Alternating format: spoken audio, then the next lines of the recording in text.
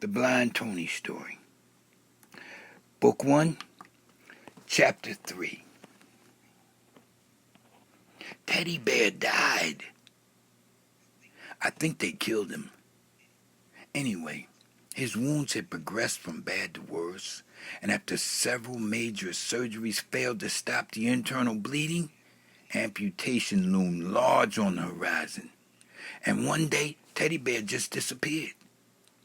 As I said before, I think they killed him. Now, who they were, I'm not exactly sure, but I do have a strong suspicion that my two loving sisters were definitely involved. Especially Kim. Both of my sisters definitely loved me, but I was also a major pain in the neck, thorn in the side, and an all-around inconvenience. Much of their young lives was spent watching over me, and whenever Teddy Bear and I played, it was under their collective, ever-vigilant, watchful eye. And if anything, I mean anything happened to me, or they were less than vigilant, or overly independent, rebellious, or in any other way they chose to do something other than that which they were supposed to be doing, I made sure that Mom and Dad found out right away. So yes, even though they both loved me very much, they also hated me, especially Kim. Kim was the one who was always doing something other than what she should have been doing.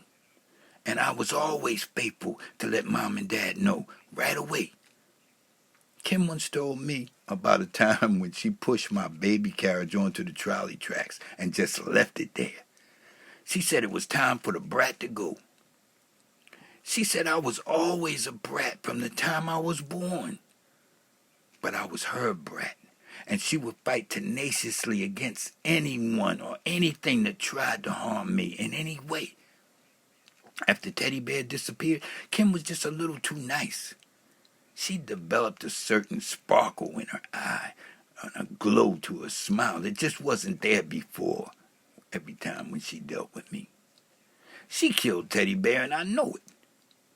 But that was just Kim, and I still loved her very much.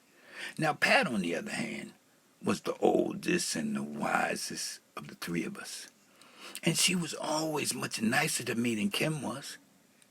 Pat was stable, obedient, and polite. Pat did things by the book, and I came to view her as a Miss Goody Two-Shoes and not to be trusted. She tended to obey all the rules, and she did whatever Mom and Dad requested of her with little or no variation on the theme, which always put her at odds with Kim, who, on the other hand, had little or no respect for any rules, especially if they didn't suit her purposes. But they still were sisters, and they loved each other very much. They also very much loved me. There was a time when my two sisters were the apple and orange of my mother's and father's eyes.